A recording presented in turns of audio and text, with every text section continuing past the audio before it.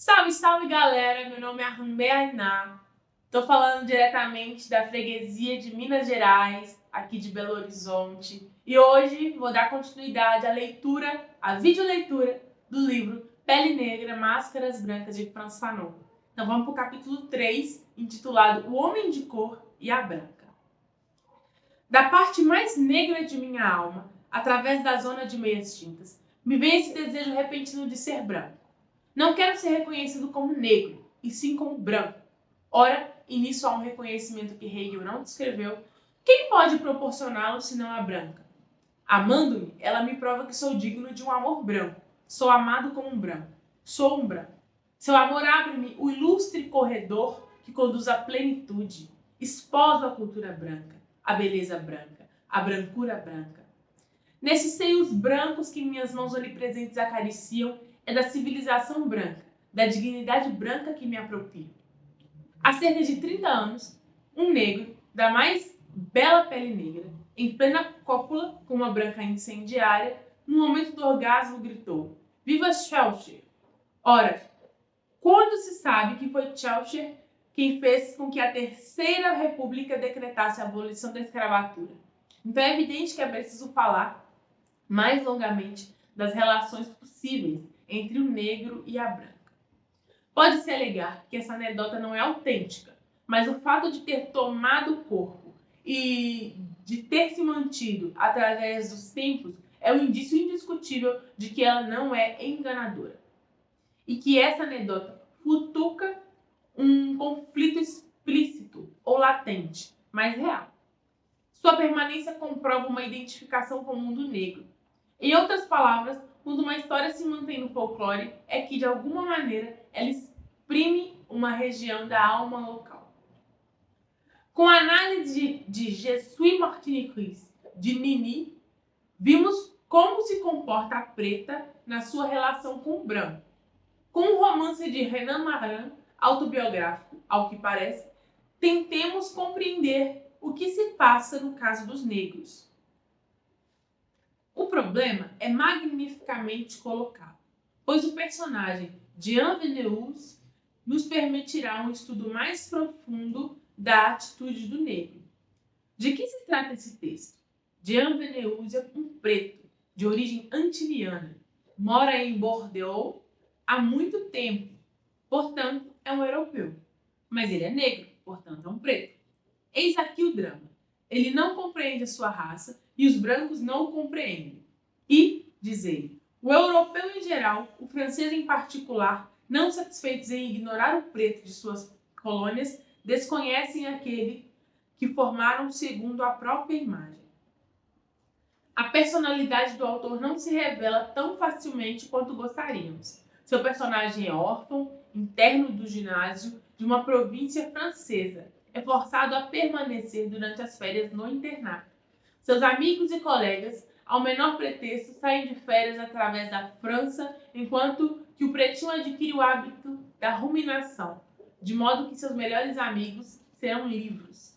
Rigorosamente falando, eu diria que há uma certa recriminação, um certo ressentimento, uma agressividade mal contida na longa, excessivamente longa, lista de companheiros de estrada que lhe fala o autor. Falei em rigor, pois justamente nesse caso é preciso ir às últimas consequências. Incapaz de se integrar, incapaz de passar desapercebido, ele vai conversar com os mortos, ou pelo menos com os ausentes. Essas conversas, ao contrário de sua vida, sobrevoarão os séculos e os oceanos. Marco Aurélio, Joinville, Pascoal, Pérez Galdós, Rabindranath Tagore. Se fosse absolutamente preciso atribuir um epíteto a Jean Venneus, diríamos que ele é um introvertido. Outros talvez o considerem um sensível, mas um sensível que se reserva a possibilidade de vencer no plano das ideias e do conhecimento. Na verdade, seus colegas e amigos o estimam muito. Que sonhador incorrigível! Uma figura, este meu amigo Venneus. Só larga os livros para cobrir de rabiscos o seu diário de viagem.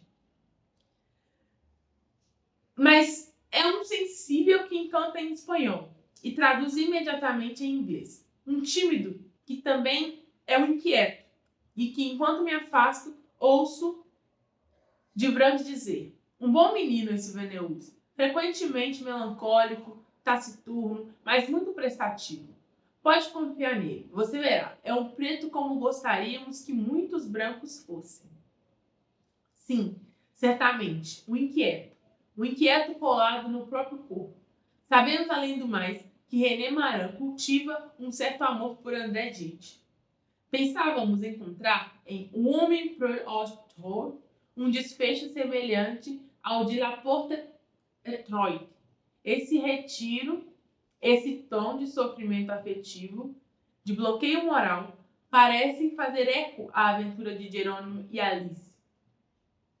Mas acontece que Veneus é negro, é um urso que ama a solidão, é um pensador. E quando uma mulher quer flertar com ele, escuta, você veio atrás de um urso. Cuidado, pequena dama. Admiro sua coragem, mas você vai se comprometer e continuar a se exibir. Mas se você vai se comprometer e se continuar a se exibir dessa maneira, um preto, ora essa, não vale grande coisa. É degradante ter relações com qualquer indivíduo dessa raça. Porém, antes de mais nada, ele quer provar aos outros que é um homem e que é um semelhante. Mas não nos enganemos, é Jean Veneus que usa e que precisa ser convencido disso. É no núcleo de sua alma, tão complicada quanto a dos europeus, que reside a incerteza. Com licença da má palavra, Jean Veneus é a bola da vez. E nós nos esforçaremos para abatê-lo.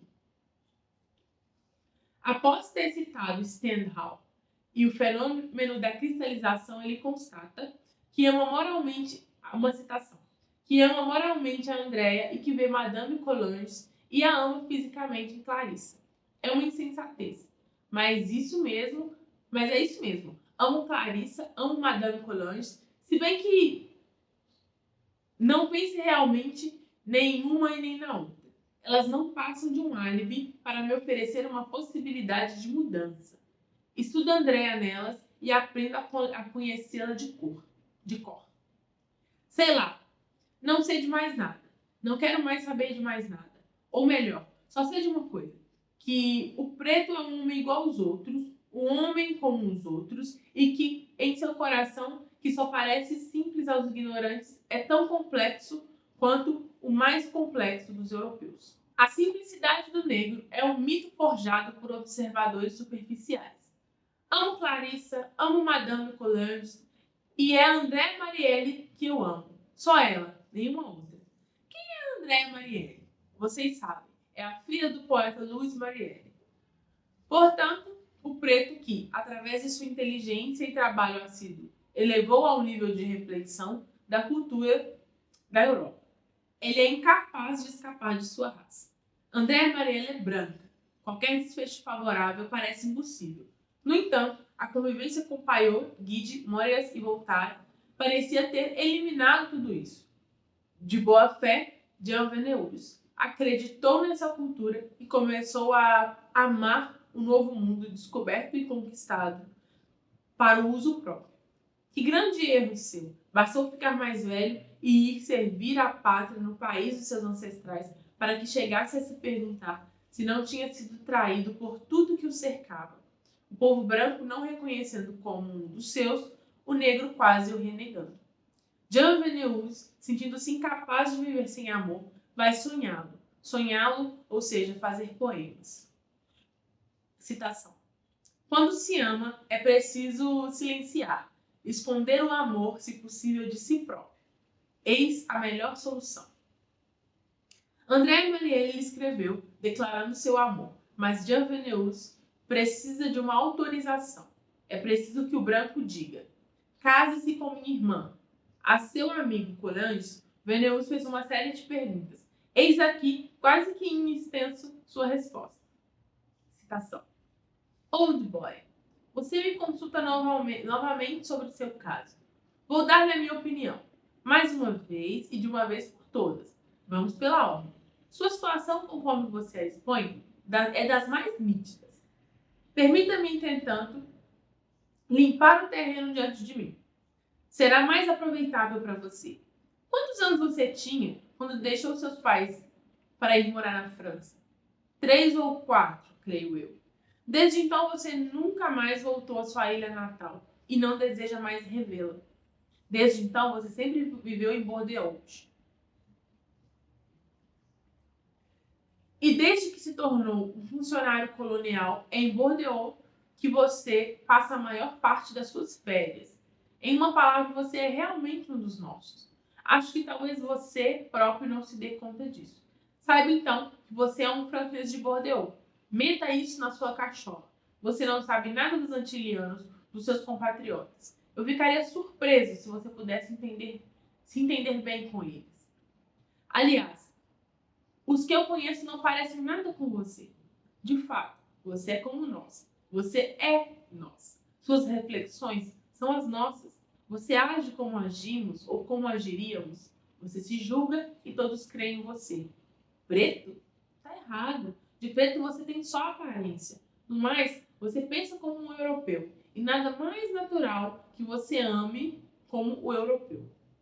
Como o europeu só ama a europeia, você só pode se casar com uma mulher do país em que você sempre viveu. Uma filha da boa França, seu verdadeiro e único país. Isso posto, passemos ao assunto da sua última carta. De um lado, há um certo Diaveneus que se parece com você como um irmão. Do outro, a senhorita Andrea Marielle. Andrea Marielle, que tem a pele branca, ama Jean Veneus, que é muito escuro e adora Andrea Marielle. Depois de tudo isso, você ainda vai me perguntar o que deve fazer. Delicioso cretino.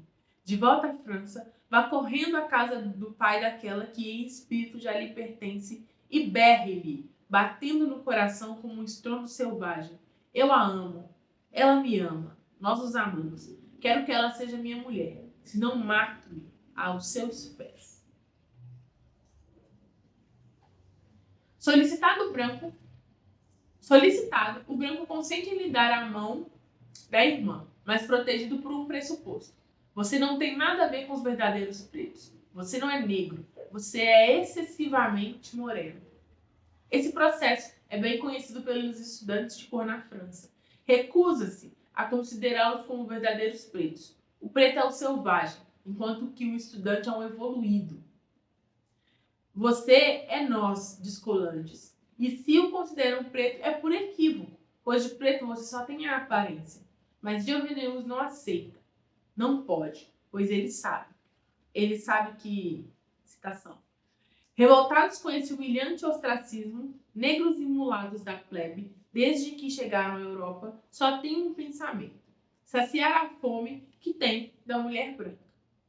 A maior parte deles, e principalmente os de pele mais clara, chegam frequentemente ao cúmulo de renegar seu país, a sua mãe, e lá se casarem.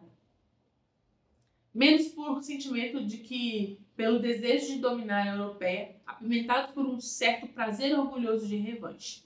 Então eu me pergunto se o que se passa com os outros não acontece também comigo. E se casando-me com você, que é uma europeia, não causarei a impressão de estar proclamando não apenas o meu desprezo pelas mulheres da minha raça, mas também atraído pelo desejo da carne branca, que nos é proibida desde que os homens brancos reinam no mundo. Eu não estarei me esforçando confusamente em me vingar sobre uma europeia de tudo aquilo que seus ancestrais fizeram passar os meus através dos séculos. Quanto esforço para se tornar de uma premência subjetiva? Eu sou branco, nasci na Europa, todos os meus amigos são brancos. Na cidade em que eu morava, tinha menos de 8 pretos. Penso em francês, minha religião é a França. Vocês entendem? Sou europeu, não sou preto. E para prová-lo, vou-me embora como um funcionário público, mostrar aos verdadeiros pretos a diferença entre eles e eu. Com efeito, releiam atentamente o texto e ficarão convencidos. Citação de um diálogo. Quem bate? Ah, é verdade. É você, Soa? Sim, comandante.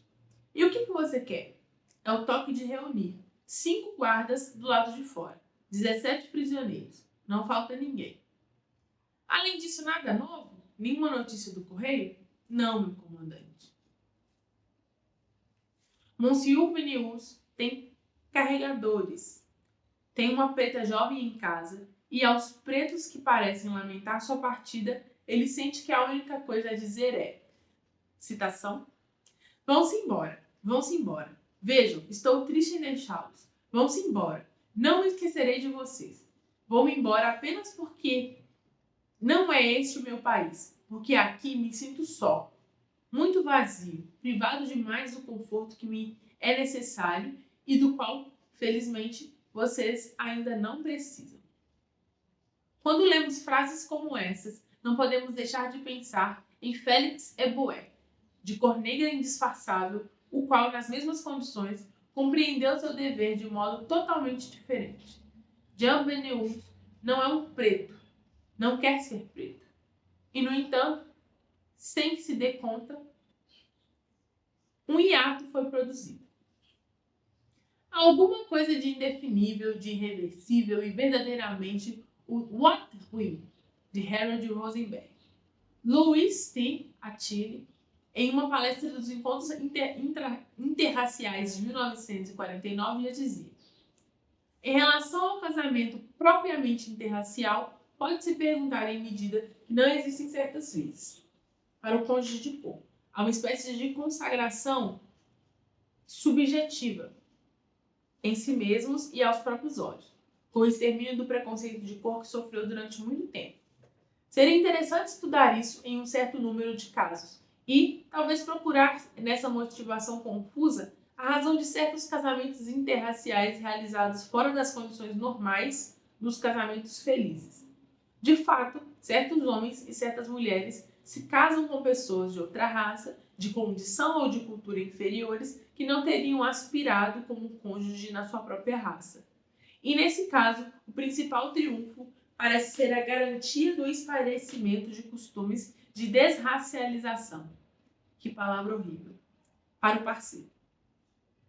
O fato de algumas pessoas de cor escolherem alguém de raça branca para se casar parece ter prioridade sobre qualquer outra consideração. Através desse casamento, elas têm acesso a uma igualdade total, com essa raça ilustre, senhora do mundo, dominadora dos povos de cor. Historicamente, sabemos que o negro acusado de ter dormido com uma branca era castrado. O negro que possui uma branca torna-se tabu para os semelhantes. É fácil para o espírito determinar exatamente a natureza desse drama sexual. E é a isso que remete o arquétipo de Border Coelho, que representa o negro nas histórias de Tio Remus. Conseguirá ele dormir com as duas filhas de Madame Meadows? Entre altos e baixos, tudo é contado por um negro sorridente, simpático, jovial, um negro que oferece sorriso. Quando despertávamos lentamente para as sacudidelas da puberdade, tivemos a oportunidade de admirar um dos nossos amigos recém-chegado da metrópole, que tinha tido nos braços uma jovem parisiense. Tentaremos analisar esse problema em um capítulo especial. Conversando recentemente com alguns antilianos, soubemos que a preocupação mais constante daqueles que chegam na França é dormir com uma mulher branca. Logo que embarcam no Havre, dirigem-se às casas de prostituição. Uma vez cumprido esse rito de iniciação à autêntica virilidade, tomam o trem para Paris. Mas o que importa aqui é investigar Jean Vendeus. Para isso, apelaremos para a obra de Germaine Guess, La Névrose d'Abandon. Opondo a neurose dita de abandono, de natureza pré-edipiana, aos verdadeiros conflitos pós-edipianos descritos pela ortodoxia freudiana, a autora analisa dois tipos de neurose, dos quais o primeiro parece ilustrar a situação de Jean Vendeus. É sob o tripé da angústia que qualquer abandono desperta, da agressividade que ela provoca e da desvalorização de si daí decorrente, que se edifica toda a sintomatologia dessa neurose. Considerávamos Jean Vendeus um introvertido. Do ponto de vista caracterológico, ou melhor, fenomenológico, sabemos que o pensamento autista depende de uma introversão primária. Citação. No caso do sujeito de tipo negativo-agressivo, a obsessão pelo passado, com suas frustrações, seus vazios, suas derrotas, paralisa o impulso vital. Geralmente, mais introvertido do que o amante positivo, ele tem a tendência a repetir as suas decepções passadas e presentes, desenvolvendo em si uma zona mais ou menos secreta de pensamentos e ressentimentos amargos e desenganos que muitas vezes constituem uma espécie de autismo. Mas, ao contrário do verdadeiro autismo, o abandônico tem consciência dessa zona secreta que cultiva e defende contra qualquer intrusão. Mais egocêntrico do que o neurótico, mais egocêntrico do que o neurótico do segundo tipo, o amante positivo, ele relaciona tudo a si próprio. Tem pouca capacidade oblativa e sua agressividade, uma constante necessidade de vingança, limita seu entusiasmo. Seu enclausuramento dentro de si não lhe permite realizar nenhuma experiência positiva que poderia compensar o passado. Do mesmo modo, a ausência de valorização e, por seguinte, de segurança afetiva é nele quase completa. Daí provém um fortíssimo sentimento de impotência diante da vida e dos seres, e a rejeição total do sentimento de responsabilidade. Os outros o teriam traído e frustrado, e, no entanto, é apenas dos outros que ele espera uma melhora no seu destino. Maravilhosa descrição onde se encaixa perfeitamente a personalidade de Jean Venus, pois nos dizer: bastou que eu ficasse velho, citação de Venus, bastou que eu ficasse velho e fosse servir a minha pátria adotiva no país dos meus ancestrais, para que chegasse a me perguntar se eu não estava sendo traído por tudo aquilo que me cercava. O povo branco não me reconhecendo como um dos seus, o negro quase me renegando. Essa é a minha exata situação. A atitude de recriminação em relação ao passado, desvalorização de si, impossibilidade de ser compreendido como gostaria. Escutem Jean Venus, citação. Quem falará do desespero do menino país quente que os pais despacharam para a França cedo demais, com o objetivo de fazer dele um verdadeiro francês? Ele, que era tão livre e esperto, é internado de um dia para o outro em um ginásio para o seu bem, dizem os pais chorando. Eu fui um desses órfãos intermitentes e sofrerei toda a minha vida por tê-lo sido. Aos 7 anos, confiaram minha infância escolar a um ginásio grande e triste, situado em plena zona rural. Mas os 1000 jogos da adolescência nunca me fizeram esquecer o quanto a minha vida foi dolorosa.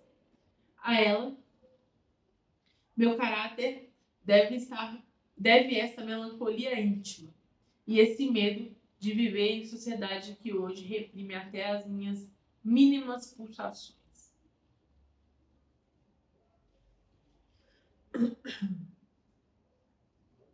No entanto, ele gostaria de estar cercado de amigos, envolvido. Ele não gostou de ter sido abandonado. Nas férias, todo mundo ia embora e ele ficava sozinho. Veja bem a expressão sozinho no grande ginásio branco. Citação de Venus. Ah, essas lágrimas de criança que não tem ninguém para consolar. Ele não esquecerá jamais que o colocaram desde cedo no aprendizado da solidão. Existência enclausurada, existência voltada para si mesmo e reclusa, em que aprendi cedo demais a meditar e refletir. Vida solitária, que ao longo do tempo se emociona demais por qualquer coisinha. Sensível interiormente por causa de vocês, incapaz de exteriorizar a minha alegria ou a minha dor. Rejeito tudo que amo, me desvio, apesar de mim, de tudo aquilo que me atrai. De que estamos tratando aqui? De 2 processos. Não quero que me amem. Não quero que me amem. Por quê? Porque um dia, há muito tempo, esbocei uma relação objetal e fui abandonado. Nunca perdoei minha mãe. Tendo sido abandonado, farei sofrer o outro, e abandoná-lo será a expressão direta da minha necessidade de revanche. É para a África que parto. Não quero mais ser amado e fujo do objeto do meu amor. Isso se chama, segundo Germaine Guetz, pôr a prova para fazer a prova. Não quero ser amado, adoto uma posição de defesa e, se o objeto persiste, declaro: não quero que me ame. Não valorização? Sim, certamente. Essa não valorização de si enquanto objeto digno de amor tem graves consequências. De um lado, mantém o indivíduo em um profundo estado de insegurança interior e, por isso, inibe ou falseia qualquer relação com o outro. O indivíduo duvida de si próprio enquanto o objeto capaz de suscitar a simpatia ou amor. A não valorização afetiva é observada unicamente nos seres que sofreram uma carência de amor e de compreensão durante a primeira infância. Jean Venneus gostaria de ser um homem como os outros, mas sabe que essa situação é insustentável. Ele é um pedinte, ele procura a tranquilidade, a permissão nos olhos do branco, pois ele é o outro. Citação. A não valorização afetiva conduz sempre o abandônico a um sentimento de exclusão extremamente doloroso e obsessivo, de não ter um lugar próprio em parte alguma, de se sentir sobrando em qualquer lugar, afetivamente falando. Ser o outro é uma expressão que encontrei várias vezes na linguagem dos abandônicos. Ser o outro é se sentir sempre em posição instável, permanecer na expectativa, pronto para ser repudiado e fazendo tudo aquilo que inconscientemente é necessário para que a catástrofe previsível se produza. Não se pode avaliar suficientemente a intensidade do sofrimento que acompanha tais estados de abandono. Sofrimento que é ligado, em parte, às primeiras experiências de exclusão da infância e faz revivê-las com toda a acuidade. O abandono exige provas. Não se contenta mais com declarações isoladas. Não tem confiança. Antes de estabelecer uma relação objetiva, exige do parceiro provas reiteradas. O sentido de sua atitude é não amar para não ser abandonado. O abandônico é o exigente. É ele que tem direito a todas as reparações. Ele quem quer ser amado totalmente, absolutamente e para sempre. Ouça. Meu amado Jean. Só hoje recebi sua carta, é uma citação do Jean. Só hoje recebi sua carta de julho passado. Ela não é nada razoável. Por que me atormentar assim? Você, será que tem plena consciência disso? É de uma crueldade sem igual. Você me propicia uma felicidade mesclada de inquietude. Você me faz ser ao mesmo tempo a mais feliz e a mais infeliz das criaturas. Quantas vezes será preciso repetir que o amo e que lhe pertenço e que espero por você? Venha. Enfim, o abandônico abandonou.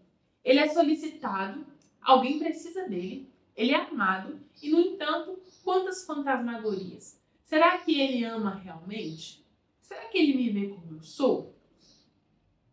Será que ela me ama realmente? Será que ela me vê como eu sou?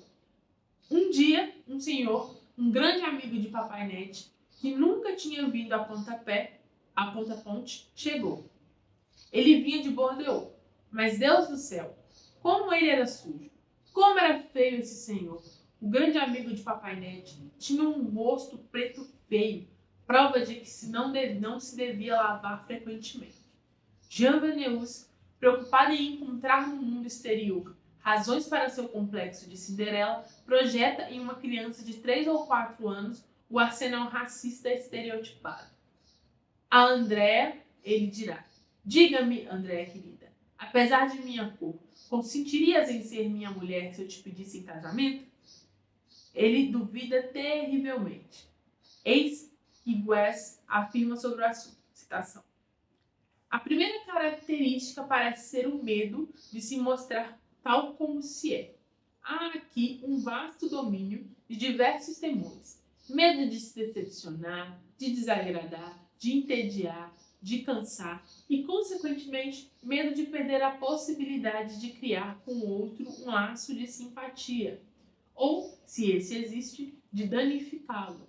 O abandônico duvida que possam amá-lo tal qual ele é, pois passou pela cruel experiência do abandono quando estava disponível à ternura dos outros, pequenino e, portanto, sem artifícios.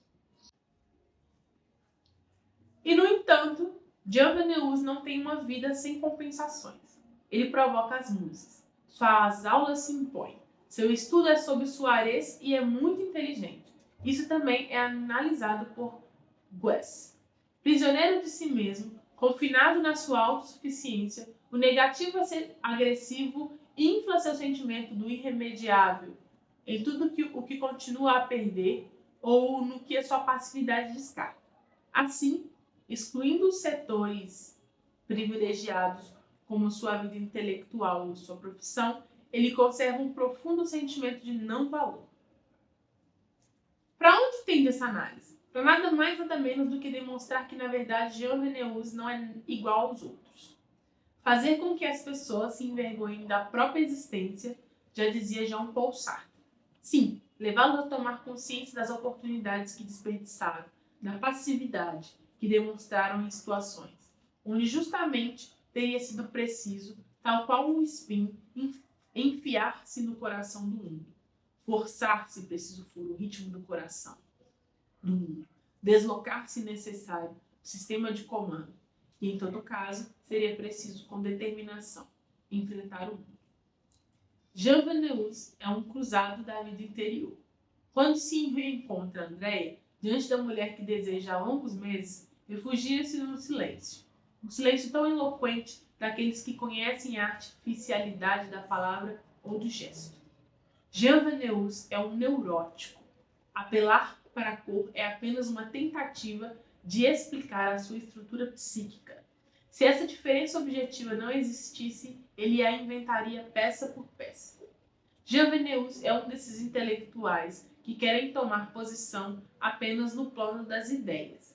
É incapaz de realizar um contato concreto com seu semelhante. Se alguém é amistoso com ele, cordial, humano, é certamente porque está a fim de bisbilhotar. Ele conhece esse tipo de gente e se mantém na defensiva. Citação. Minha vigilância, por assim dizer, é um freio. Aceito com polidez e simplicidade os gestos que fazem. Aceito e retribuo os aperitivos que me oferecem. Participo dos pequenos jogos de sociedade que organizam no clube, mas não me deixo seduzir pela indulgência que demonstram. Desconfiado dessa sociedade excessiva, sociabilidade excessiva, que substitui rápido demais a hostilidade com a qual antigamente tentaram nos isolar. Ele aceita os aperitivos, mas os retribui. Não quer dever nada a ninguém, pois se ele não os retribuir, será um preto ingrato como todos os outros. As pessoas são maldosas? Não são justamente porque ele é um preto, pois não é possível não detestá-lo.